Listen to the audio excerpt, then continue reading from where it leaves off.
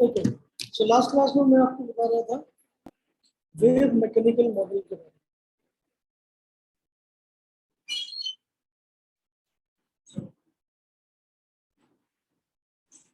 Wave mechanical model में मैंने आपको बोला था कि लास्ट में वेव मैकेनिकल मॉडल में आपको बोला था कि इसका इलेक्ट्रॉन को क्या माना गया, वेव माना गया और पार्टिकल भी माना गया। मैं जस्ट रिकैप आपको दे रहा हूँ। उसके बाद हमने क्या किया, हमने ऑर्बिटल का कंसेप्ट की बात की, मतलब साई एंड साई स्क्वायर के बारे में बात की। फिर हमने क्या किया, हमने नोट्स के बारे में बात की कि नोट्स हम कैसे निकालें। तो उसमें आया radial note, angular note, angular note की वैल्यू एल क्वांटम नंबर्स पे आई, रेडियल नोट की value L minus L minus one, ये आया।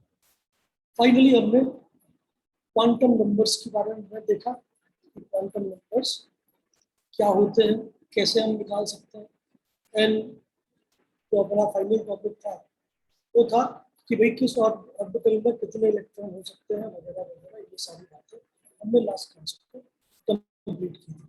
ठीक है, तो क्वांटम नंबर और कुछ इंपॉर्टेंट फॉर्मूलेस ये हमने देखे, है कि नहीं, जिसमें ऑर्बिटल क्वांटम नंबर था, ऑर्बिट क्वांटम नंबर था, ये सारी अलग अलग चीजें थी जो आपको मैंने लास्ट क्लास में बताई थी। ठीक है, सो आई डोंट थिंक कि आपको कोई दिक्कत है उसमें, अगर दिक्कत है तो बताइए, अगर दिक्कत नहीं है तो फिर आगे बढ़ते हैं और क्वांटम नंबर से आगे की बात करते हैं। क्लियर, जो कोई दिक्कत तो नहीं है, तो ये आपका दिक्कत है।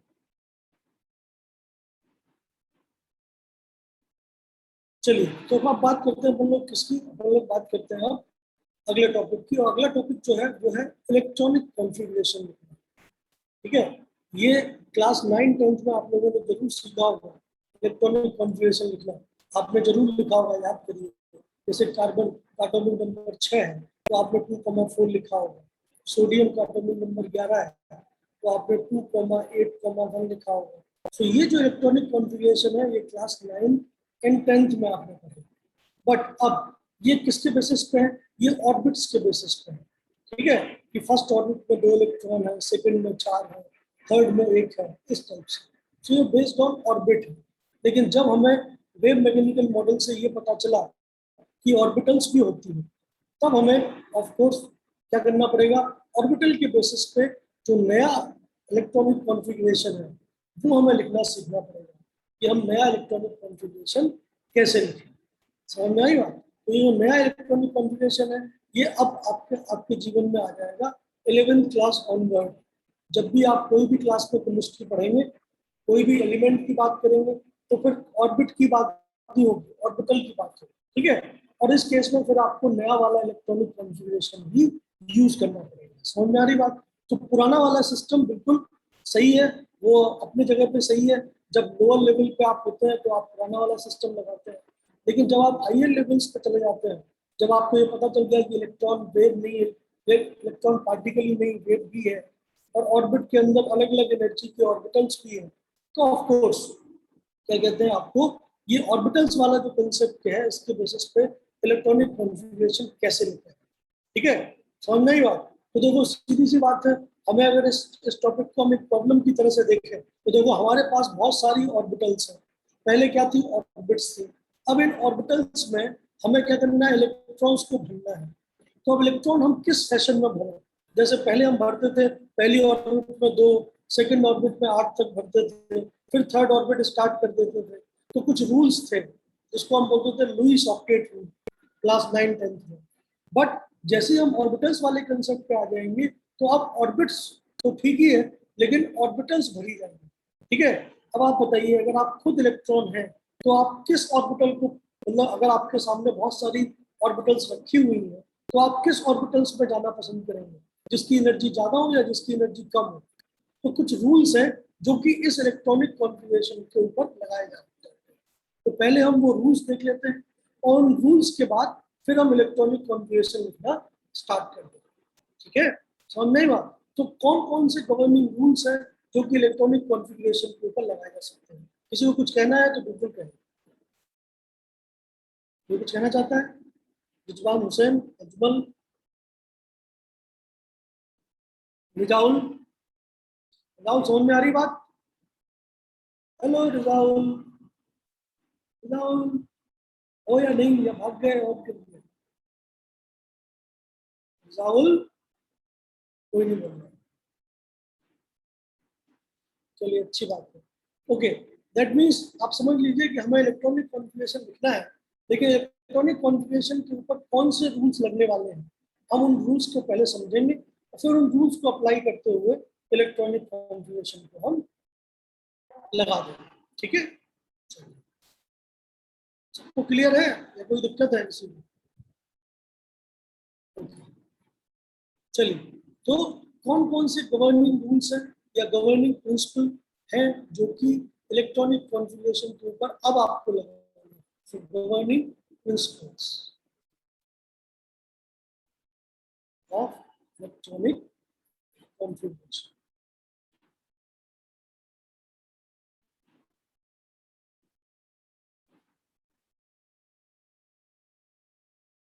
ठीक है, so governing principles of electronic configuration, इसकी बात करते हैं। तो उसमें एक एक करके हमें कुछ इंपॉर्टेंट प्रिंसिपल को देखना है। सबसे पहले होता है that is known as Aufbau principal.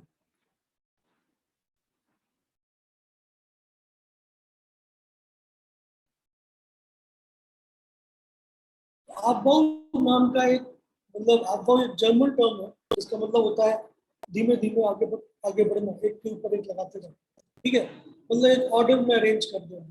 तो अबाउट प्रिंसिपल जो है उसको पहले आप लेमन टर्म्स में समझ लीजिए, मजदूरों की भाषा में, फिर हम लोग उसे लिख लेंगे, कोई दिक्कत नहीं। तो लेमन टर्म में अबाउट प्रिंसिपल क्या बोलता है कि अगर आपके पास अलग अलग एनर्जी के ऑर्बिट्स है तो इलेक्ट्रॉन हमेशा लोअर एनर्जी के ऑर्बिट में पहले जाता है, अगर वो ऑर्बिट भर गई तो फिर अगले ऑर्बिट में जाता है।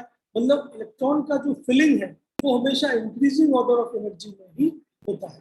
ठीक है, तो इसको हम लेमन टर्म में कैसे कैसे बोल सकते हैं कि electrons are filled in orbitals in increasing order of energy associated with orbit. समझ में आ रही बात? दैट मीन्स अगर आपके पास अलग अलग ऑर्बिटल्स हैं तो भैया इलेक्ट्रॉन हमेशा लोअर एनर्जी से हायर एनर्जी के ऑर्डर में ही भरा जाएगा। ठीक है, अब कौन कौन सी ऑर्बिट में कितनी कितनी ऑर्बिटल्स हैं ये भी हमें पता होना चाहिए। तो क्या वो बोल सकते हैं आप, तो नंबर, मतलब orbit number and orbital associated. अगर मैं एक टेबल फॉर्मेट में लिख दूं, ऑर्बिट नंबर पहला, तो पहली ऑर्बिट एक ही ऑर्बिटल होता है, दैट इज 1s।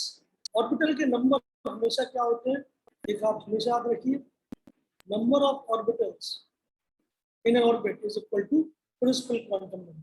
तो principal quantum number first orbit का क्या है, 1, तो एक ही ऑर्बिटल है।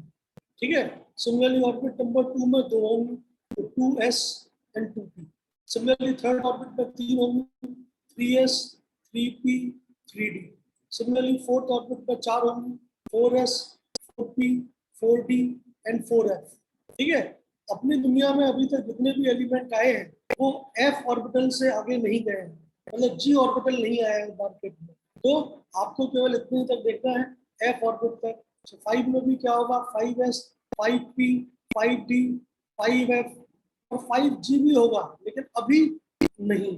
समझना ही बात, क्योंकि कोई भी ऐसा एटम नहीं मिला है जिसका इलेक्ट्रॉन 5g में गया है अभी तक। तो अभी तक आपके जीवन में केवल sp-da ब्लॉक ही। ठीक है, क्लियर है बात?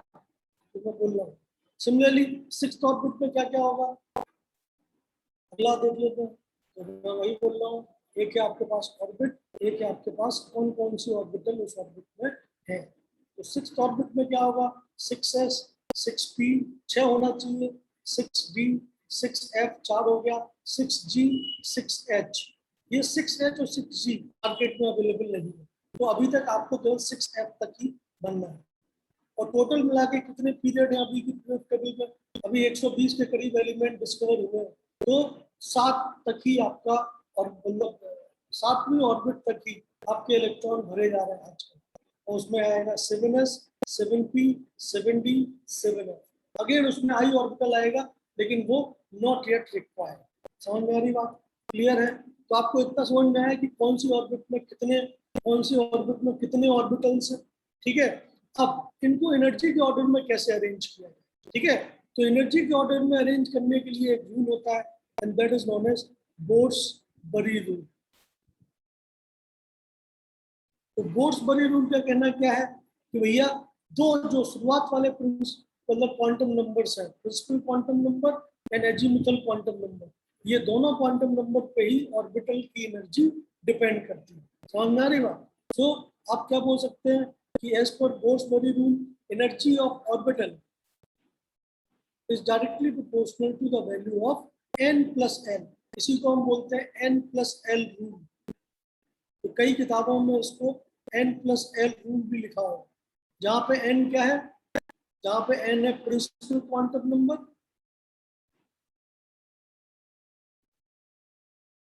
और l क्या है, एजीमुथल क्वांटम नंबर। आपका जो भी बोल रहा है उसका आवाज नहीं आया भाई, फिर से बोलो।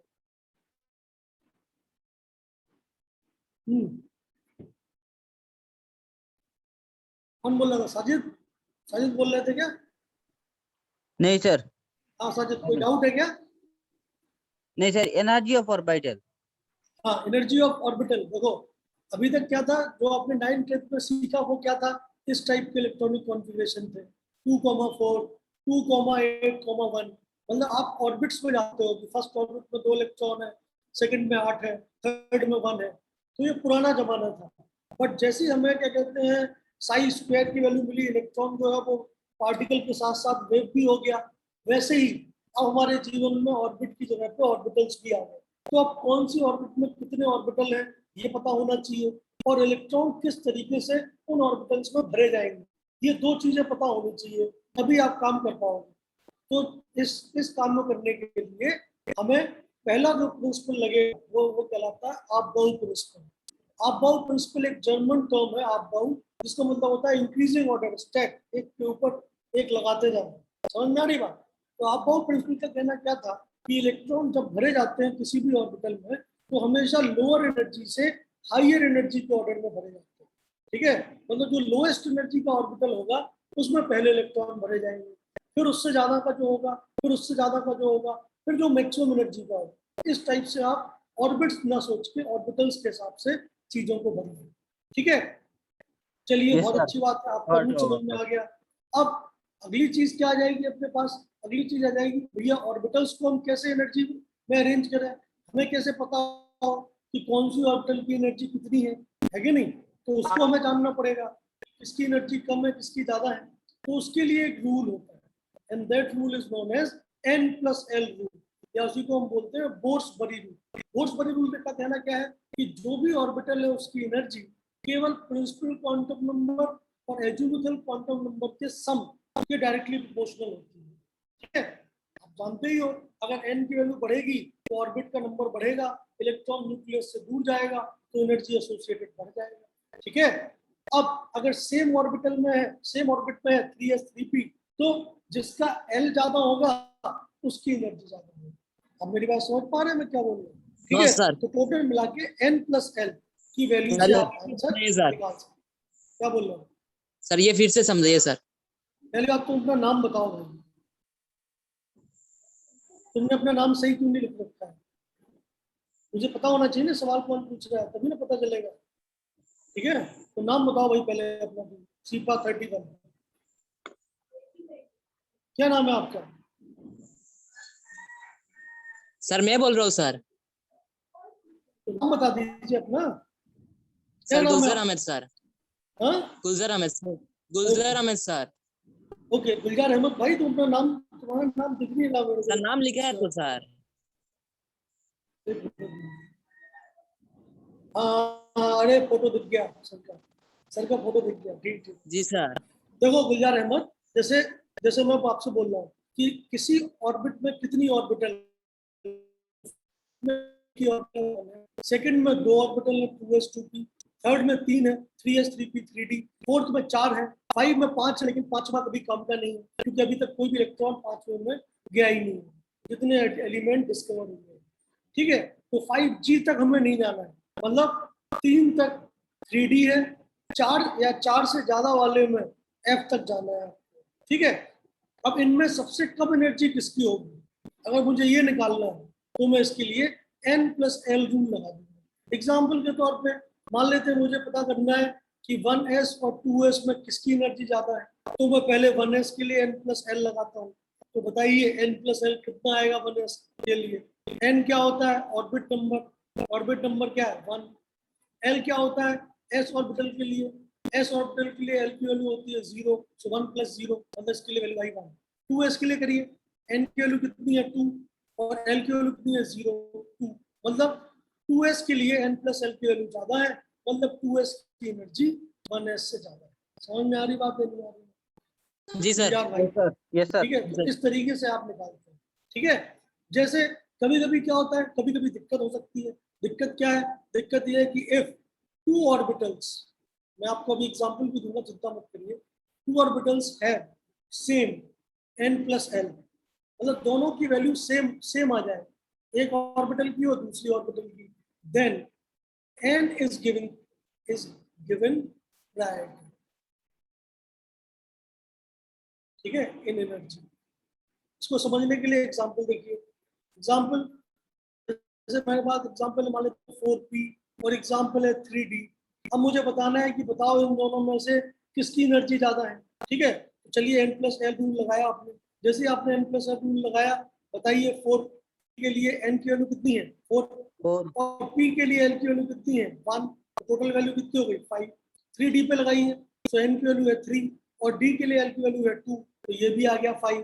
तो जब n+l की वैल्यू सेम हो जाए, ठीक है, तब मैं आंसर नहीं निकाल पा रहा क्योंकि दोनों के लिए n+l की वैल्यू 5 है, तो मैं n को प्रायोरिटी देता हूँ कि n किसका बड़ा है। इसके लिए n है 3, इसके लिए n है 4, तो 4 की एनर्जी ज्यादा है। समझ में आ रही बात, क्लियर है? इसका क्या जी रीजन सर। है सर? सर एन प्रायोरिटी का कोई रीजन है क्या? अरे बिल्कुल रीजन है, n प्रायोरिटी मतलब आप ज्यादा बड़ी और ज्यादा दूर वाली ऑर्बिट में हो, फोर्थ ऑर्बिट में हो, न्यूक्लियस से आपकी डिस्टेंस बढ़ गई। समझ गया सर। ठीक है, चलिए, तो ये दो चीजें आप हमेशा याद रखिए, तभी आपका काम होगा, अदरवाइज काम नहीं होगा। समझ में आई बात? तो पहली चीज क्या है, आप बहु प्रिंसिपल के हिसाब से आगे बढ़ना है। दूसरी चीज क्या है, आप बहु प्रिंसिपल में जो एनर्जी है वो किससे निकलेगी, क्वांटम नंबर से निकलेगी। कौन कौन से क्वांटम नंबर, n और l क्वांटम नंबर से। ठीक है, तो मैक्सिमम केसेस में तो आपको n+l से आंसर मिल जाएगा, बट कभी कभी आप ऐसे फंस जाएंगे जब n+l की वैल्यू सेम आ जाए। अगर n+l की वैल्यू सेम आ जाती है तो फिर आप n को प्रायोरिटी दे दीजिए। ठीक है, लेकिन हमेशा n को प्रायोरिटी नहीं देना है। n को प्रायोरिटी तभी मिलती है जब n+l की वैल्यू क्या हो, सेम। ठीक है, जी Clear? सर। जी सर। चलिए, तो अब इसको एक डायग्राम के हिसाब से बनाते हैं और देखते हैं कि क्या सीक्वेंस होना चाहिए ऑर्बिटल्स की एनर्जी का। तो आप बताइए, जैसे अगर मैं एक बेसिक सा डायग्राम बनाऊं तो n=1, ठीक है, एनर्जी के ऑर्डर में, तो ये n=1 1s ऑर्बिटल है, ये हो गई आपकी 1s। ठीक है, n=2 में कितनी ऑर्बिटल्स हैं, 2, एक हो गया 2s और एक हो जाएगा कौन सा 2p, बोलो होगा या नहीं? ठीक, सर जी सर। n=3 में कितनी ऑर्बिटल्स होंगी, एक होगा 3s, एक होगा 3p और एक होगा 3d। अब मैं उतने अच्छे से नहीं बना पा रहा हूँ, लेकिन हाँ, किताबों में आपको बढ़िया कंप्यूटर वाला डायग्राम मिलेगा, आप जरूर देखिएगा। मेरे से जितना बढ़िया डायग्राम बन सकता है मैं उतना बनाऊंगा। ठीक है, फिर ये हो गया आपका 4s। बताइए फोर्थ में कितनी होंगी, 4 होंगी, 4p, फिर 4d, फिर 4f होगा। n=5, हमें 7 तक जाना चाहिए। क्यों? क्योंकि पूरी दुनिया में अभी तक 7 पीरियड ही आए हैं। ठीक है, 120 तक 7 पीरियड से काम हो गया।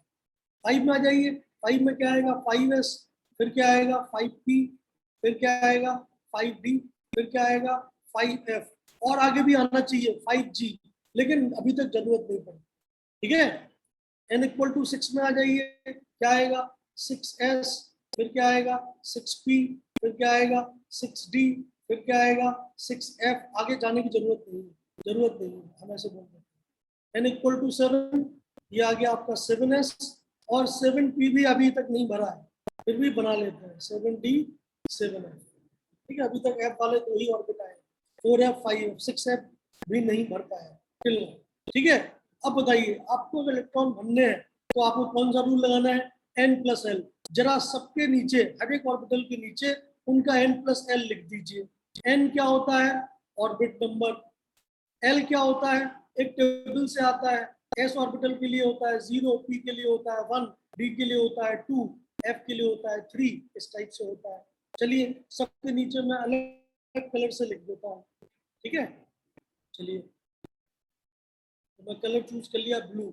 चलिए तो ब्लू कलर से मैं क्या कहते हैं, अभी इन सबके नीचे इनका n+l की वैल्यू लिख रहा हूँ। बताइए 1s के लिए क्या वैल्यू आएगी, 1 + 0 मतलब 1 आएगी। 2s के लिए कितनी आएगी, 2p के लिए कितनी आएगी, 3, 3s के लिए कितनी आएगी, 3, 3p के लिए 4, 3d के लिए 5, 4s के लिए 4, 4p के लिए 5, 4d के लिए 6, 4f के लिए 7, 5s के लिए 5, 5p के लिए 6, 7, 8, फिर ये आ जाएगा 6, फिर आ जाएगा 7, ये 8, ये 9, फिर आ जाएगा ये 7, 8, 9, 10, बोलो आएगा या नहीं। ठीक है, आएगा सर, आएगा। अब बताइए जो कॉमन चीज है उनको जोड़ लीजिए। तो कॉमन चीज देखो, ये 1 वाली तो और किसी का 1 है नहीं, 2 वाला और किसी का 2 है नहीं, 3 वाले देखो ये दोनों सेम है, 4 वाले देखिए ये दोनों सेम है, 5 वाले देखिए ये तीनों सेम है, 6 वाले देखिए ये सारे सेम है, 7 वाले देखिए ये सारे सेम है या नहीं, बोलिए। जी सर। सेम है, सेम है। चलिए तो अब इनको आप इंक्रीजिंग ऑर्डर ऑफ एनर्जी में अरेंज कर दीजिए। बताइए, रेड कलर से कर रहा हूँ। तो 1s के बाद आप कौन सा ऑर्बिटल भरेंगे, बताइए 1s के बाद कौन सा ऑर्बिटल भरेंगे आप, 2s, ये आपने कनेक्शन कर दिया। फिर 2s के बाद कौन सा भरेंगे, 3s, 3 अगर सेम है तो बताइए ज्यादा एनर्जी किसकी है, क्या आप ये कर पाएंगे, ये सही है, यस सर, 3s सर। सही है। क्लियर तो गलत हो गया आपका भाई साहब, क्या बात कर रहे हैं आप ये कर ही नहीं पाएंगे। क्यों, क्योंकि देखो ये 3 है और ये 3 है, लेकिन 3 और 3 में अगर दोनों का ही मतलब सेम है n+l, तो कम एनर्जी किसकी होगी, 3 वाले की या 2 वाले की, बोलिए। अरे भाई 3s का भी n+l 3 है सर, और 2p का भी n+l 3 है, तो कम एनर्जी किसकी है, 3s की या 2p 2 वाले की सर, 2 सर, 2 वाले की। तो पहले किसको बनना चाहिए आपको, 2 3s को को, या 3 को, 3 को पहले सर। 2 को बनना चाहिए, 3 को क्यों भरोगे, 3 की जी सर। एनर्जी तो ज्यादा है, 2p जी सर। फास्ट। नहीं समझे मैं क्या बोल रहा हूँ। जी तो सर। इसको थोड़ा ढंग से देखो। सो 1s के बाद 2s के बाद भरा जाएगा कौन, 2p, 2sp और 2p के बाद भरा जाएगा 3s, 3s के बाद भरा जाएगा 3p, और 4s में कम एनर्जी किसकी होगी, जिसका n के वैल्यू कम है, 3s। ये ऐसे भरा, समझे। Yes sir. Clear, yes sir. जी सर। इसको भी तुम सेम पैटर्न में ही बना दो, बेटर है, क्यों फालतू में अलग अलग पैटर्न। ठीक है, तो ये जो रेड लाइंस है, ये रेड लाइंस बता रही हैं आपको एनर्जी का इंक्रीजिंग ऑर्डर, समझ में आ रही बात। ठीक है, और उसके बाद फिर आप, क्योंकि आपको तो जनरली कहाँ तक देखना है, आपको तो जो इलेक्ट्रॉनिक कॉन्फ़िगरेशन लिखने हैं वो 36 तक ही लिखने हैं, 36 से आगे वाले जो इलेक्ट्रॉनिक कॉन्फ़िगरेशन है वो जनरली बहुत कम चांसेस है कि आपसे पूछे जाएंगे, 36 तक तो बिल्कुल पूछा जाएगा। तो 36 तक कौन कौन से आएंगे आप चेक कर लीजिए। सबसे पहले कौन सा भरा जाता है, तो जो एनर्जी का ऑर्डर आपको मिला वो मैं यहाँ पे लिख रहा हूँ। सबसे कम एनर्जी किस ऑर्बिटल की मिली, 1s, 1s के बाद किसको भरा गया, 2s, 2s के बाद किसको भरा गया, 2s के बाद 2sp आते जाइए, 1s के बाद देखिए 2s, 2s के बाद किसको भरा आपने, 2p, 2p। सो 2p, 2p के बाद 3s, 3s के बाद किसको भरा आपने, 3p, 3p के बाद 4s, 4s के बाद 3d, 3d के बाद 4p, 4p के बाद 5s। 5s। इस टाइप से आप आगे बढ़ते हैं, समझ में आ रही बात को? यस जी सर। सर। क्लियर है? ठीक, तो ये आपका पहला प्रिंसिपल जिसको हम बोलते हैं आप बाउ प्रिंसिपल। ठीक है, तो आप बाउ प्रिंसिपल क्या बताता है आपको कि किस तरीके से ऑर्बिटल्स को हमें भरना है। अब अगली चीज क्या जाती है कि किस ऑर्बिटल में कितने इलेक्ट्रॉन भरने हैं, समझ में आ रही बात, और उन इलेक्ट्रॉन्स को भरने का तरीका क्या होना चाहिए। तो ये दो चीजें और आ जाती है। चलिए, तो पहले हम करते हैं कि किस ऑर्बिटल में कितने इलेक्ट्रॉन एट मैक्स भरे जा सकते हैं। ठीक है, ये पहला रूल जो था वो समाप्त हो गया है। पहला रूल क्या था? पहला रूल था आप बाउ प्रिंसिपल। आप बाउ प्रिंसिपल ये आपका पहला रूल, ठीक है।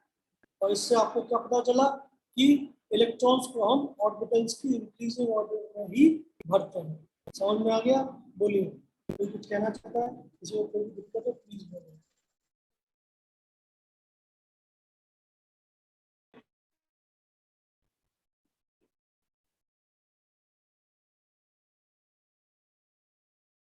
गुलजार अहमद,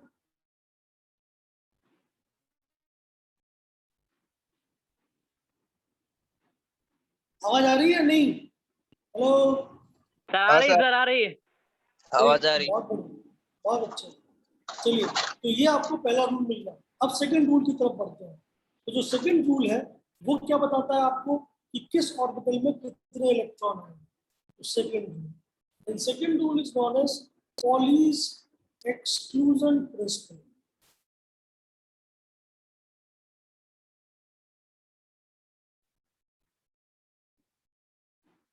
ये सब जो मैंने आपको नोट्स भेजे थे उन सब में खूब डिटेल में इन सब के बारे में लिखा हुआ है। ठीक है, आप जरूर पढ़िएगा नोट्स।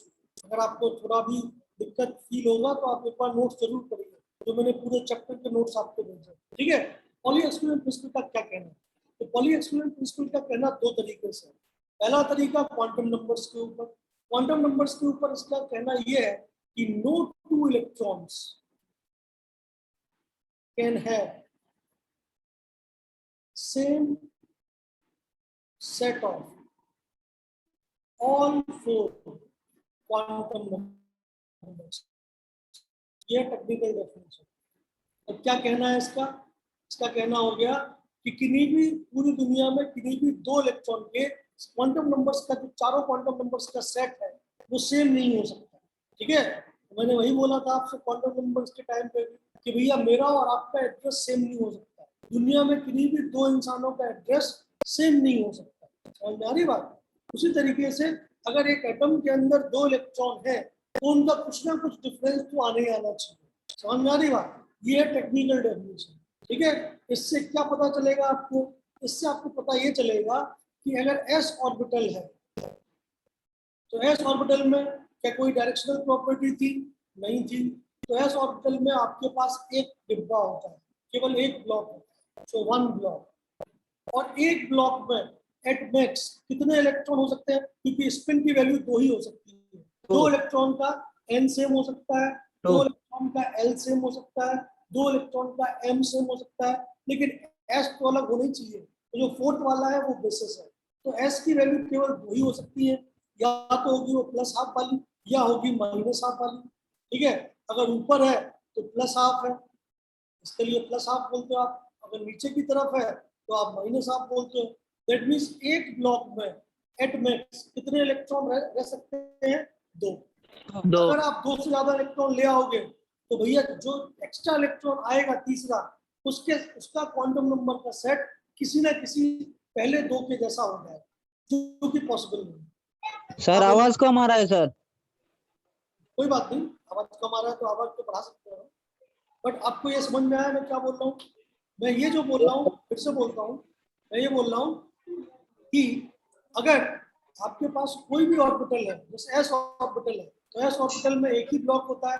ये हमने लास्ट क्लास में देखा था, क्योंकि एस ऑर्बिटल स्फेरिकल होता है, x y z axis sir पे आपका आवाज है सर। भाई बाकी लोगों को आवाज आ रही है या नहीं? यस सर, आ रहा है सर, कम आ रहा है सर। कम आ रहा है धीरे मतलब? से साउंड कम आ रहा है सर। हेलो हेलो, अभी आ रहा है? अभी आ रहा है सर। चलो ठीक है, मैं ऐसे पकड़ के बैठ जाता हूँ। अभी आ रहा है भाई साजिद? सर पूरा आ ना रहा है, हाँ, नहीं आ रहा है सर, पूरा सुनाई नहीं दे रहा है, अपना इंटरनेट कनेक्शन कम चेक आ करो, रहा है सर। इंटरनेट कनेक्शन चेक करो एक बार अपना। मैं यहाँ पे भी चेक करवाता हूँ। कबीर, ओए कबीर भाई,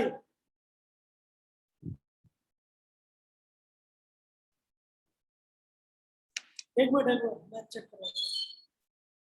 यार इंटरनेट चल नहीं रहा ढंग से, बच्चों को आवाज नहीं आ रही, क्या करना है? हाँ,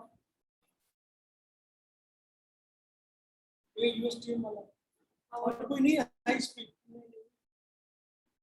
उसका स्पीड कैसे बढ़ाएंगे? बच्चे बच्चे बोल रहे हैं आवाज नहीं आ रही।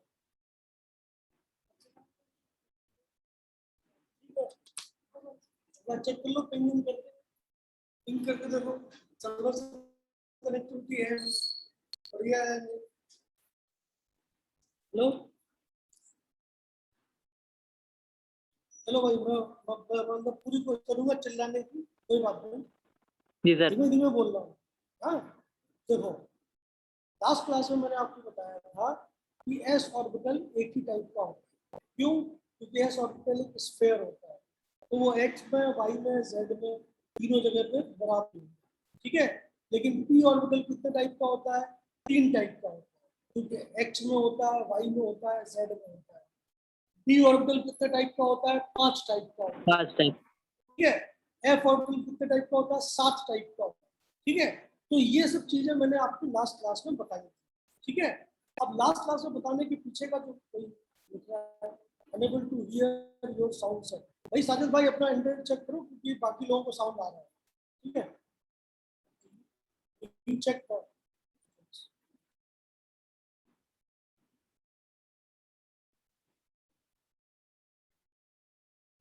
ओके।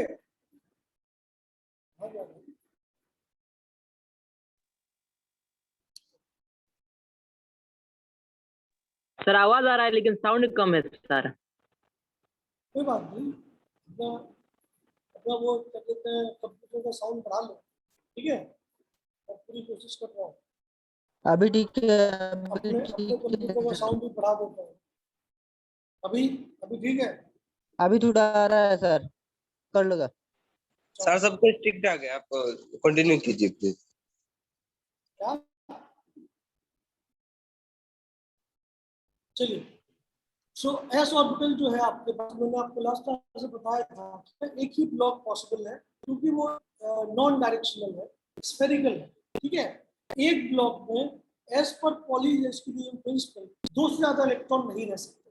क्यों? क्योंकि अगर 2 से ज्यादा इलेक्ट्रॉन आ गए, आप खुद सोचो, एक इलेक्ट्रॉन का प्लस आ, एक का माइनस आ, अब तीसरा आप ऐसे लिटा के तो नहीं ला सकते, आपको अगर तीसरा डालना पड़ेगा तो ऊपर की तरफ डालना पड़ेगा या नीचे की तरफ डालना पड़ेगा। जैसे ही आप ऊपर की तरफ डालोगे, इन दोनों के क्वांटम नंबर का सेट सेम हो जाएगा, और जैसे आप नीचे की तरफ डालोगे, इन दोनों का क्वांटम नंबर का सेट सेम हो जाएगा। That means Pauli's exclusion principal का कहना यह है कि एक ब्लॉक में आप एट मैक्स 2 इलेक्ट्रॉन ही भर सकते हो, 2 से ज्यादा इलेक्ट्रॉन आप पर ब्लॉक नहीं भर सकते। समझ में आई बात? ठीक है, तो ये जी सर। डेफिनेशन है। हाँ, ये डेफिनेशन है टेक्निकल वाला। समझने वाला डेफिनेशन क्या है? मजदूरों वाला। मजदूरों वाला डेफिनेशन ये है कि in a single block at max 2 electrons can be placed. ये है समझने वाली बात, यूज हम ये करने वाले हैं, ठीक है। लिखने वाले हम वो है कि no 2 electron will have same set of all 4 quantum numbers, but apply हम ये करने वाले हैं, क्योंकि आंसर इसी से आएगा। चलिए, तो अलग अलग ब्लॉक में कितने इलेक्ट्रॉन आ सकते हैं इसकी बात कर लेते हैं। तो आप इसके लिए मैं कलर चेंज कर देता हूँ, ठीक है। तो देखिए, अलग अलग ब्लॉक में कितने इलेक्ट्रॉन आ सकते हैं। जैसे s block, s sub shell में या एस ऑर्बिटल की बात करते हैं। एस ऑर्बिटल में एक ही ब्लॉक है, तो number of block and number of electrons. बताइए, अगर एक ब्लॉक है तो मैक्सिमम इलेक्ट्रॉन भरे जा सकते हैं एस ऑर्बिटल में? 2 सर। ठीक है। हाँ, पी ऑर्बिटल की बात करते हैं। पी ऑर्बिटल कितने टाइप का था? पी ऑर्बिटल 3 टाइप का था, और तीनों की एनर्जी क्या थी? सेम। एक था पी एक्स, एक था पी वाई, एक था पीजेड। PZ, बताइए कितने PZ, कितने sir, मैक्सिमम six, इलेक्ट्रॉन भर सकते हो आप? 6, 6। 6, चलिए डी ऑर्बिटल में आ जाते हैं। डी ऑर्बिटल में जो मैक्सिमम नंबर 5 है सर, उसमें Five. 5 है। 5, 5 में एक d x y, d y z, d z x, d x square minus y square, d z square. बताइए टोटल कितने भरे जा सकते 10 हैं? सर, 5, 10, 10। बिल्कुल। एफ ऑर्बिटल 7 दो सर, एफ का ब्लॉक 7, डायग्राम हमें भी 7, पता 7 आएंगे। 1 2 3 4 5 6 7 टोटल कितने भरे जाएंगे? 14 सर, 14, तो पॉली एसक्यूएल प्रिंसिपल जो है वो आपको ये बताता है कि कौन से ब्लॉक में कितने मैक्सिमम इलेक्ट्रॉन भरे जा सकते हैं। समझ में आया? बोलिए। yes जी sir, सर, अब अगली चीज है फैशन। किस फैशन में हम इलेक्ट्रॉन्स को भरें? ठीक है, जैसे अगर 2 इलेक्ट्रॉन भरने हैं तो इलेक्ट्रॉन का जो फिलिंग फैशन है, फैशन ऑफ फिलिंग, वो क्या है, इसके ऊपर बात करेंगे। उससे तीसरा रूल है। जैसे एग्जांपल के तौर पर मान लेते हैं कोई आपसे बोले कि 2p ऑर्बिटल में 3 इलेक्ट्रॉन, बताइए 3 इलेक्ट्रॉन कैसे भर सकते हैं? तो भैया 2p ऑर्बिटल ऐसे होगी। अब 3 इलेक्ट्रॉन आप कैसे भर सकते हो? अलग अलग आदमी का अलग अलग तरीका हो सकता है। कोई बोले कि भाई मैं तो 3 इलेक्ट्रॉन ऐसे भरूंगा, 1 2 3। कोई कोई बोले नहीं मैं ऐसे नहीं भरूंगा। कोई बोले हम तो ऐसा एक एक एक भरेगा। कोई बोलेगा नहीं हम ऐसा नहीं भरेगा, हम पहले 2 यहाँ भरेगा 1 यहाँ भरेगा। कोई बोले नहीं हम ऐसा नहीं भरेगा, हम तो पहले 2 यहाँ भरेगा 1 यहाँ भरेगा। तो अलग अलग तरीके हो सकते हैं इलेक्ट्रॉन भरने के। समझ में आई बात? तो इनमें से कौन सा करेक्ट है, विच इज करेक्ट? ठीक है, इसको निकालने के लिए हमें एक और रूल पढ़ना पड़ेगा, तीसरा rule, and that rule is known as Hund's rule. ठीक है, तो पहले हम समझेंगे हुन्स रूल क्या होता है और फिर हम उसको अप्लाई करेंगे ताकि एग्जैक्टली मुझे ब्लॉक डायग्राम समझ में आ जाए कि इस ब्लॉक डायग्राम में कितने इलेक्ट्रॉन को किस तरीके से भरना है। क्लियर है बात? समझ में आई बेसिक yes बात? sir, जी सर क्लियर है। yes तो sir, प्रॉब्लम ये है कि प्रॉब्लम स्टेटमेंट ये है कि कौन सा वाला सही है। ठीक है, फर्स्ट वाला की, सेकंड वाला की, थर्ड वाला की, फोर्थ वाला। कई लोग और भी लेने जा सकते हैं। कोई बोले नहीं हम तो तीनों नीचे की तरफ भरेंगे। ठीक है, कोई बोले नहीं हम तीनों ऊपर की तरफ भरेंगे। तो कौन सा वाला करेक्ट है? तो इसके लिए अगला जो रूल है तीसरा, जो कि इम्पोर्टेंट है, बहुत ज्यादा इंपॉर्टेंट है, हमारी दुनिया में भी लगता है, and that rule is known as Hund's rule of maximum multiplicity.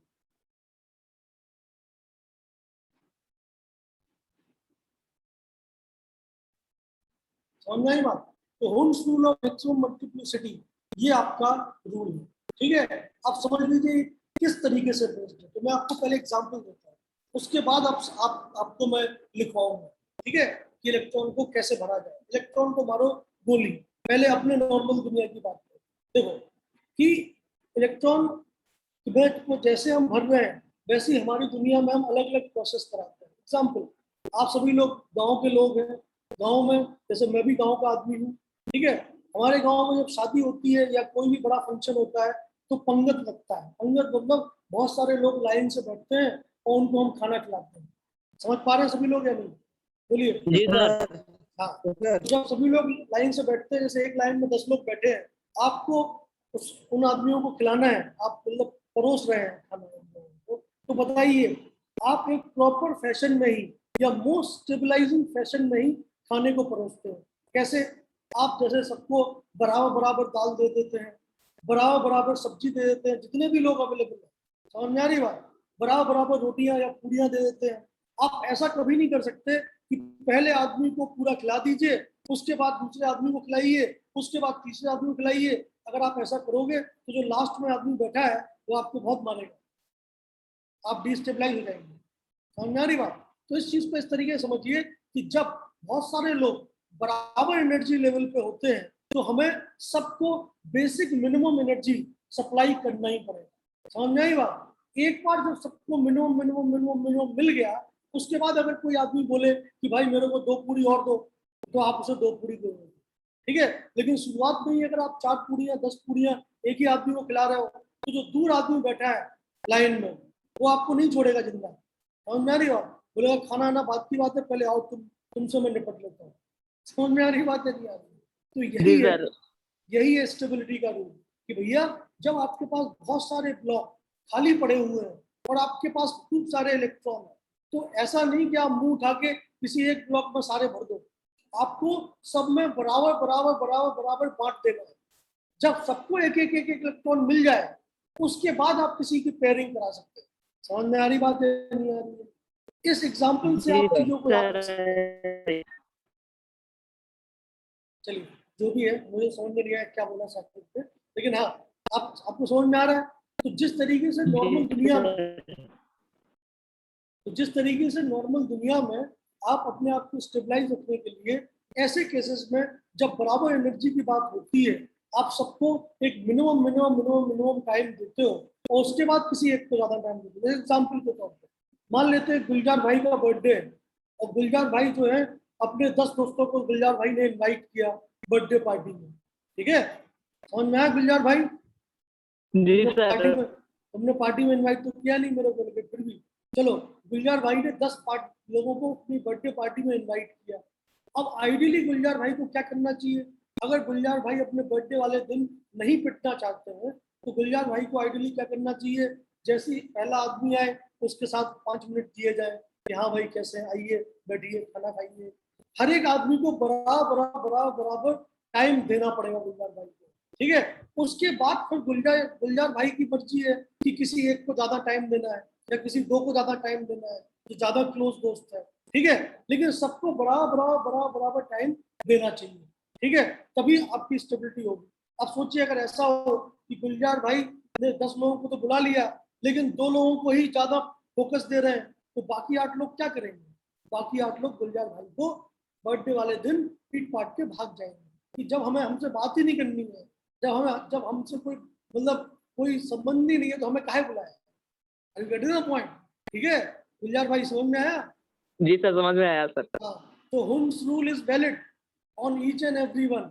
हम सबके ऊपर है कि जब बराबर एनर्जी की बात होती है तो हमें हमेशा ये देखना होता है कि सबको एक बेसिक मिनिमम क्या कहते हैं अटेंशन दिया गया है या नहीं, क्योंकि अगर किसी को आपने ज्यादा अटेंशन दे दिया तो बाकी लोगों को दिक्कत हो सकती है। पॉइंट यही है Hund's rule of maximum multiplicity. Hund's rule क्या बोलता है कि अगर आपके पास इलेक्ट्रॉन है, अगर आपके पास पी ऑर्बिटल है, मान लेते हैं 3 ब्लॉक वाला, तीनों ब्लॉक की एनर्जी बराबर है, तो आप किसी एक ब्लॉक को ज्यादा इलेक्ट्रॉन नहीं दे सकते। आपको सबको एक इलेक्ट्रॉन पहले पकड़ाना चाहिए, उसके बाद ही आप किसी को ज्यादा इलेक्ट्रॉन दे सकते हैं। समझ में आ रही बात? Okay yes sir. Yes sir. तो हिम्स रूल को अगर मैं अपने शब्दों में लिखूं तो मैं क्या लिख सकता हूं कि electron in an orbital,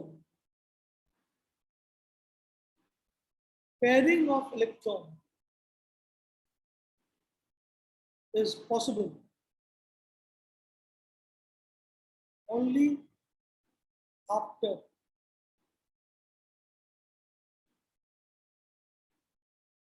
the orbital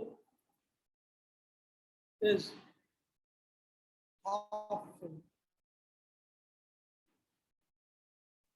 example को इसी को हम बोलते हैं मैक्सिमम मल्टीप्लिसिटी, क्योंकि मल्टीप्लिसिटी का मतलब क्या होता है आप सबको मैंने बताया, एग्जाम्पल बाद में देखते हैं। मल्टीप्लिसिटी होता है 2s नेट प्लस 1, होता है नहीं? बोलिए क्या लिखते हैं?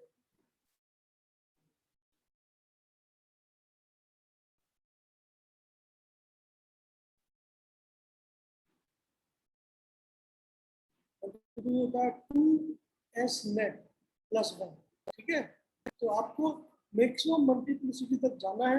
मैक्सिमम मल्टीप्लिसिटी तक जाने के बाद ही आप पेयरिंग करा सकते हैं, आप एस नेट की वैल्यू को डिक्रीज कर सकते हैं। एग्जाम्पल देखिए, मान लेते हैं पी ऑर्बिटल है, तो पी ऑर्बिटल में 3 ब्लॉक है।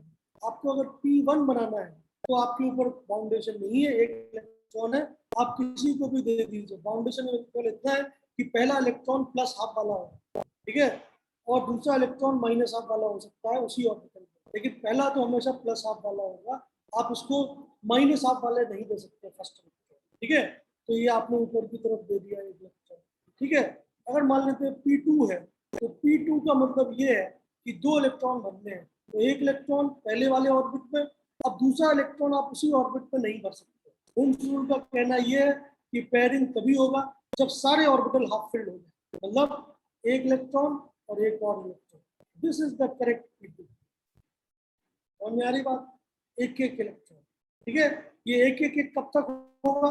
जब तक कि सारी ऑर्बिटल ना भर जाए, ठीक है। जैसे एग्जांपल के तौर पे अगर P3 हो तो अगर P3 है तो एक पहले वाले में, एक दूसरे वाले में, एक तीसरे वाले, ये आपका एकदम करेक्ट है, मतलब P3 में।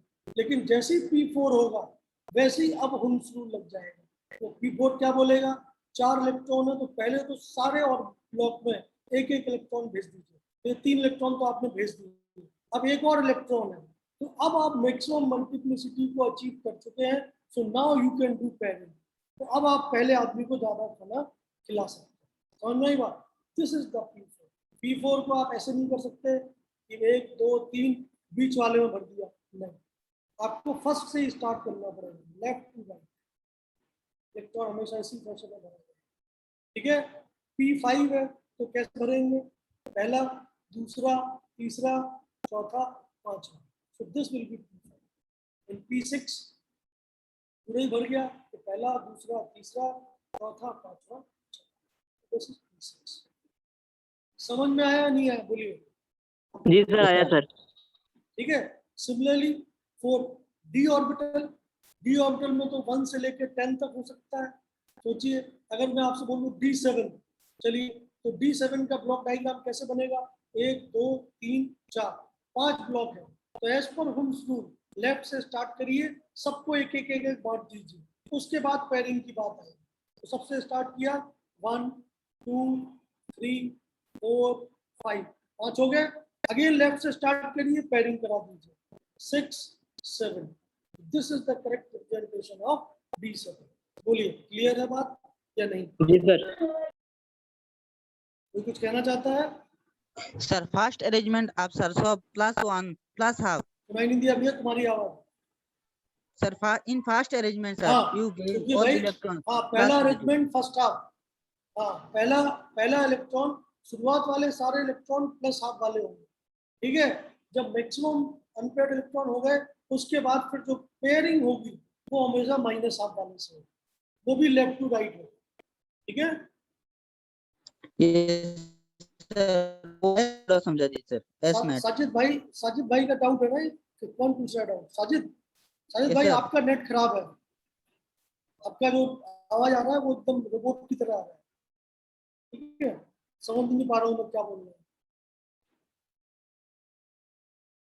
सर बोल रहा हूँ सर एस नेट, वो थोड़ा समझा दीजिए। एस नेट नेट, देखो एस ये नेट तो सर सीधा सीधा है। देखो जैसे एस नेट निकालना है मुझे D7 में, कैसे निकालूंगा मैं?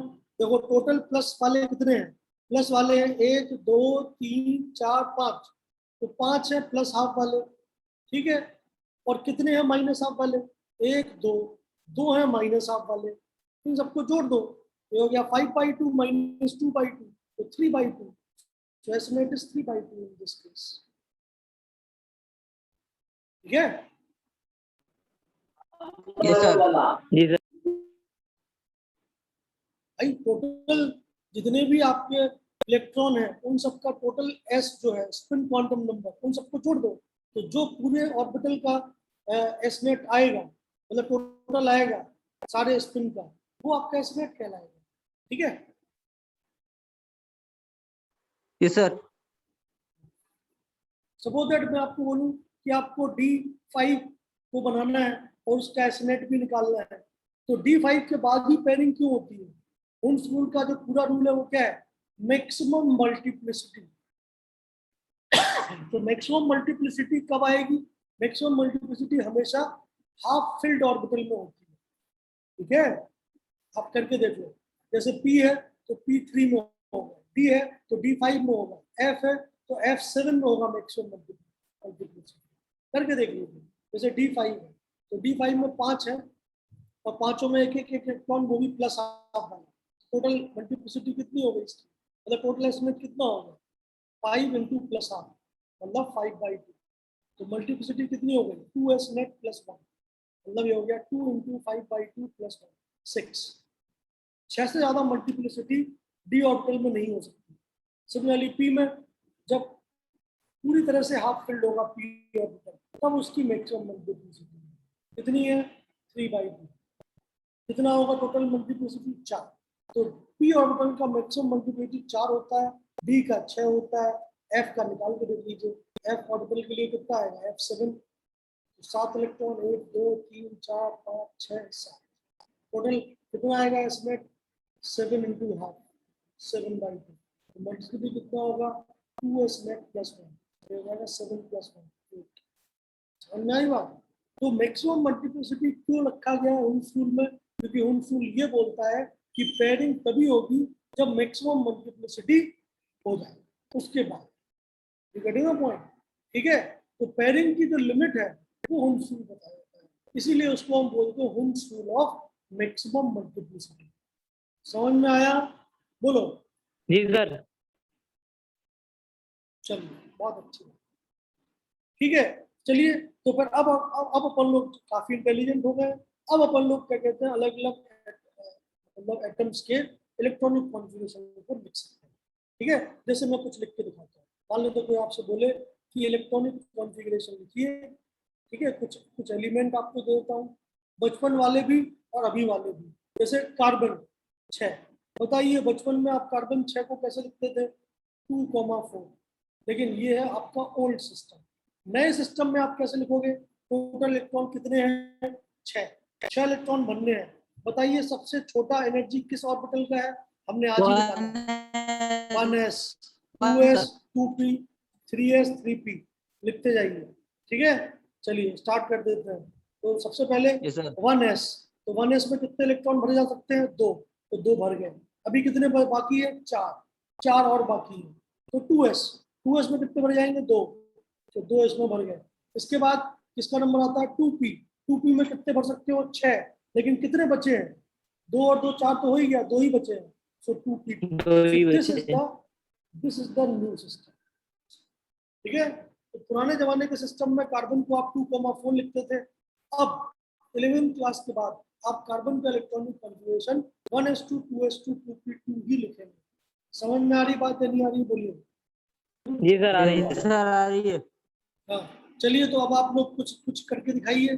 चलिए सोडियम का लिख के दिखाइए 11, पुराने वाले में तो हम जानते हैं 281 है, नए वाले में लिख के दिखाइए यहाँ पे। ठीक है, एक और करके देखिए क्लोरीन 17, पुराने वाले में 287, नए वाले में लिख के देखिए। देखिए आप कर पा रहे हैं नहीं? स्टार्ट हो जाएंगे।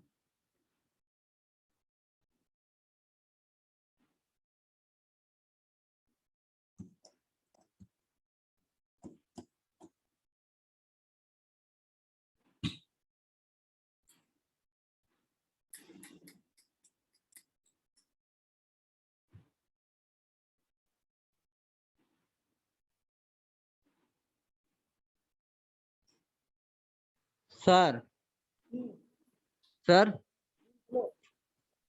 Na का होगा sir 1s2 twice s2 twice p6 and 3s1।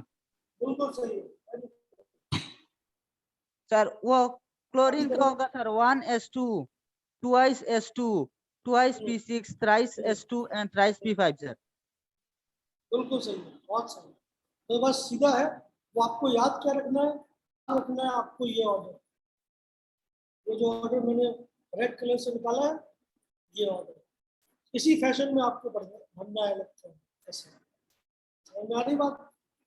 Clear है? सर हर एक में कितने इलेक्ट्रॉन भरे जा सकते हैं? देखो 1s में 2, फिर 2s में 2 4, और फिर 2p में 6 10 हो गए, 3s में 2 12 हो गए, 3p में 6 18 हो गए, 4s में 2 20 हो गए, 3d में 10 30 हो गए, 4p में 6 36। तो वो यहाँ तक आपका 36 तक खत्म हो गया।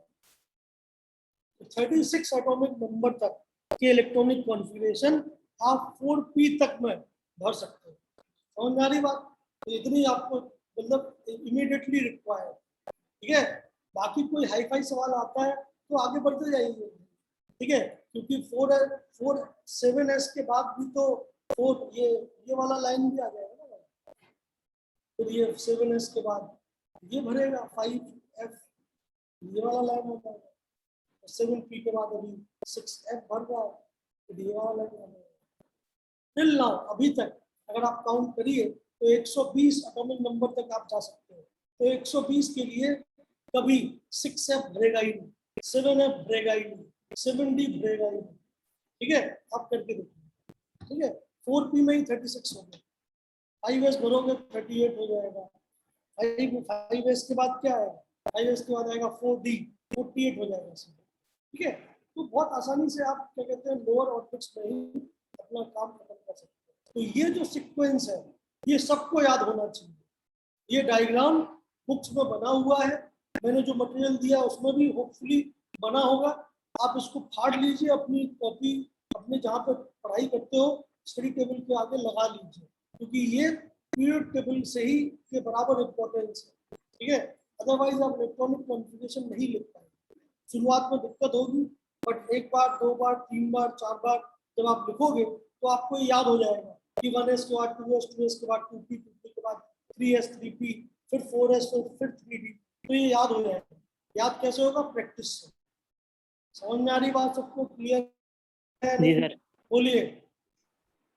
जी सर सर, आप तो आप तुरंत अप टू 6f करने से हो जाएगा क्या? तुम्हें 6 तक करना ही नहीं है, वही तो मैं बोल रहा हूँ कि up to your syllabus of class 12 36 तक तो एकदम याद होना चाहिए।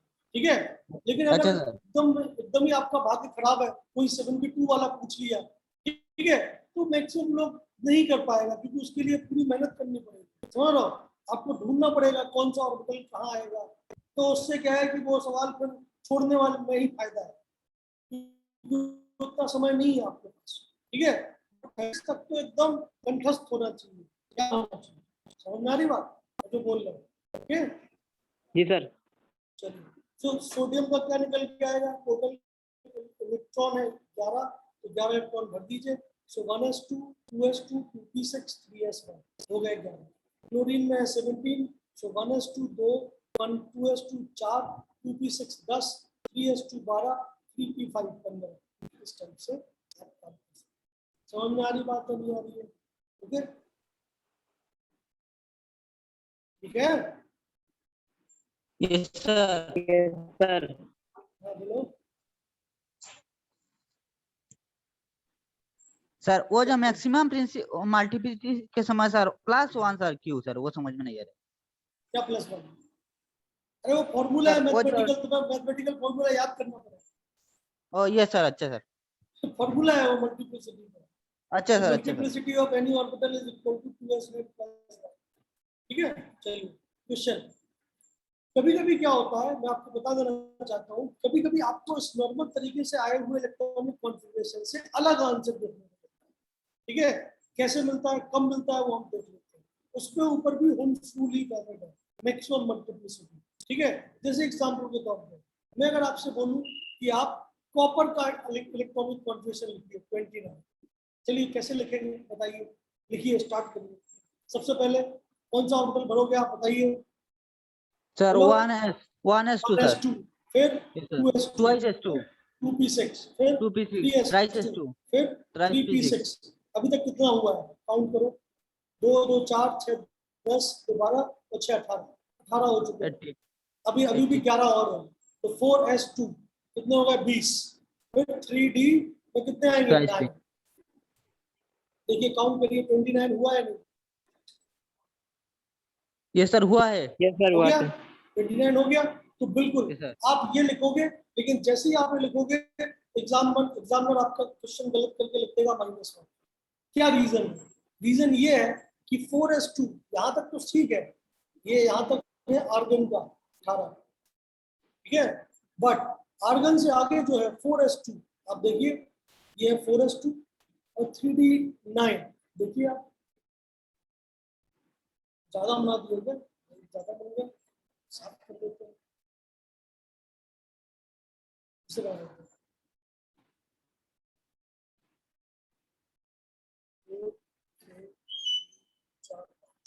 ठीक है, चलिए 9 भरिए।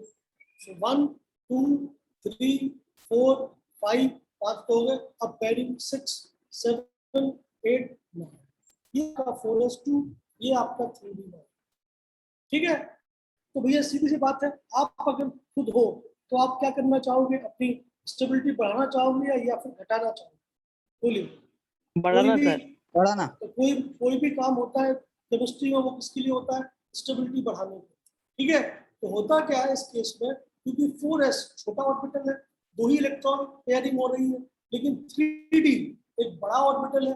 अगर एक इलेक्ट्रॉन यहाँ से यहाँ पहुंच गया, ज्यादा एनर्जी में गैप भी नहीं है, इसके लिए भी n+l कितना है 4, इसके लिए भी, इसके लिए n+l कितना है 5, तो उतना बड़ा गैप भी नहीं है n+l का।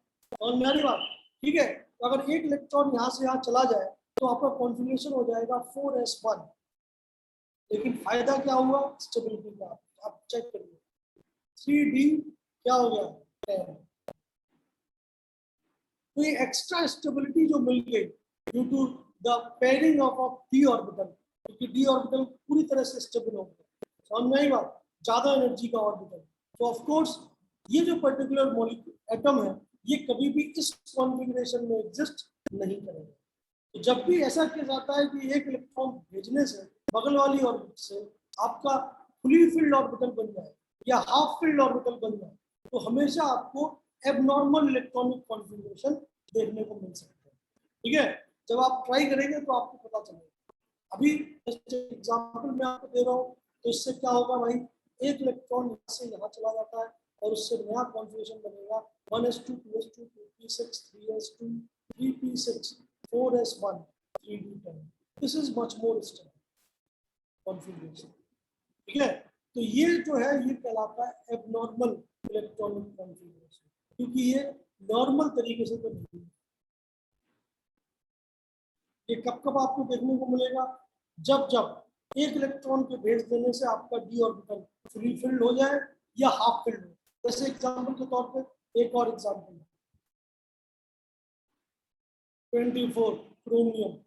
तो क्रोमियम का जो 24 एटॉमिक नंबर है, अगर आप नॉर्मली लिखोगे तो आएगा 1s2 2s2 2p6 3s2 3p6। यहाँ तक बार बार लिखना पड़ रहा है, तो क्यों ना इसको ऐसे लिख दिया जाए कि आर्गन का electronic configuration, this is same as argon का इलेक्ट्रॉनिक कॉन्फ़िगरेशन, ये नहीं बदलेगा। फिर 4s2 एंड 3d4 देखिए ऐसे आएगा, लेकिन अगेन ये है 4s2 और 3d4 कैसे देखेगा आपको, ऐसे 1 2 3 4। अगर एक इलेक्ट्रॉन यहाँ से यहाँ चला जाता है तो ये Hund's rule of maximum multiplicity के बेसिस पे बहुत ज्यादा स्टेबलाइजिंग क्राइटेरिया हो जाएगा। तो इसलिए एक इलेक्ट्रॉन यहाँ से यहाँ ट्रांसफर हो जाता है और पूरा का पूरा ऑर्बिटल क्या बन जाएगा, हाफ फिल्ड।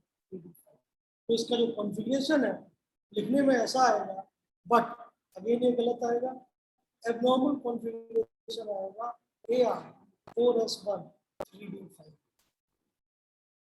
समझ में आ रही बात? बोलिए। जी सर, आ रही है सर। ठीक है, तो जब कभी भी आपका 3d9 हो या 3d4 हो, ठीक है, 3d6 तो नहीं चलेगा, 3d4 मतलब एक इलेक्ट्रॉन आने से मैक्सिमम मल्टीप्लिसिटी आ जाए या एक इलेक्ट्रॉन आने से पूरा का पूरा डी ऑर्बिटल फुली फिल्ड हो जाए, ज्यादा स्टेबिलिटी आ जाए, तो फिर एबनॉर्मल इलेक्ट्रॉनिक कॉन्फ़िगरेशन देखने को मिल सकता है। बाकी सारे केसेस में जो हमने अभी तक पढ़ा वही वैल्यू है। ठीक है, चलिए तो आप लोग एग्जाम्पल सॉल्व कर लीजिएगा। मैं आपको कुछ सवाल देता हूँ, question remaining theory, remaining solve example जो मैंने नोट्स आपको भेजे उनसे पढ़िए। चलिए क्वेश्चन है, राइट द इलेक्ट्रॉनिक कॉन्फ़िगरेशन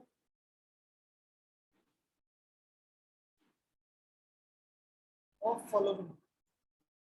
तो नीचे जो एलिमेंट गिवन है उनके इलेक्ट्रॉनिक कॉन्फ़िगरेशन आपको लिखना है और सबके करेक्ट इलेक्ट्रॉनिक कॉन्फ़िगरेशन लिखिएगा। ठीक है, चलिए एग्जाम्पल आपको देता हूँ। कैल्शियम एटॉमिक नंबर आप उससे ढूंढिए, इससे दो फायदे हैं, क्योंकि एक तो आप पीरियड टेबल देखेंगे एटॉमिक नंबर ढूंढने के लिए, तो कुछ फायदा होगा अगले चैप्टर में, इसलिए खुद से ढूंढें। कैल्शियम है, दूसरा आपके पास मैंगनीज है, एमएन, तीसरा आपके पास आयरन है, चौथा आपके पास कोबाल्ट है, CO, पांचवा आपके पास निकल है, एमएन ढंग से नहीं लिखा है, इसको हटा देता है, इसे लिख देता है,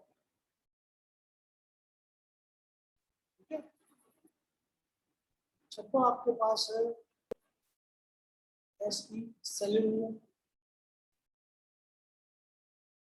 सेलेनियम के बाद प्लेटिनम। प्रैक्टिस के लिए है तो मैं आगे को भी दे रहा हूँ आपको। सिल्वर,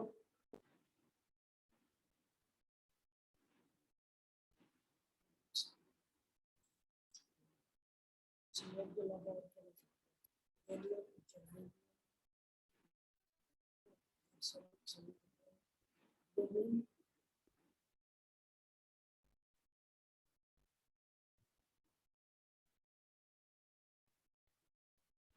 ZR, zirconium,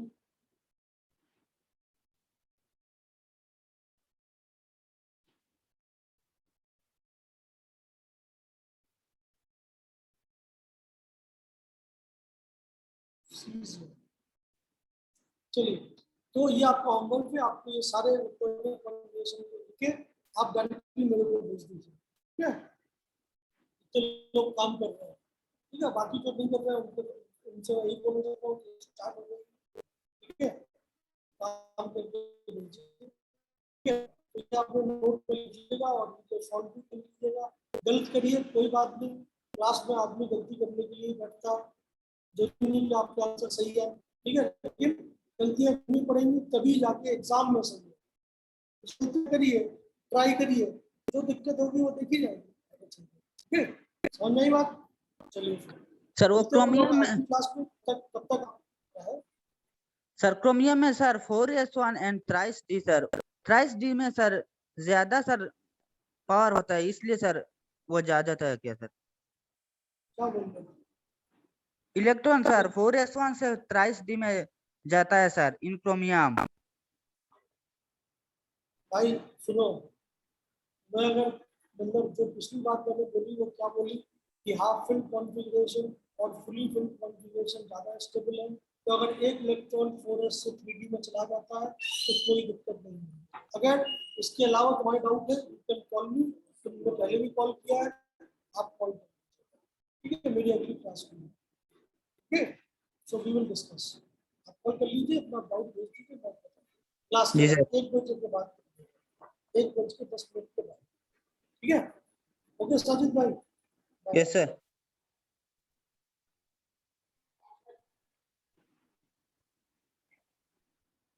ठीक है, मैं आपको नोट्स जो है वो भेज दूंगा ग्रुप में, ठीक है। तब तक के लिए आप लोग सॉल्व करिएगा। Thank you sir. Bye bye, take care. Bye sir. ये चैप्टर आपका खत्म ही हो गया एग्जाम से, so now you can do exercise. जी सर।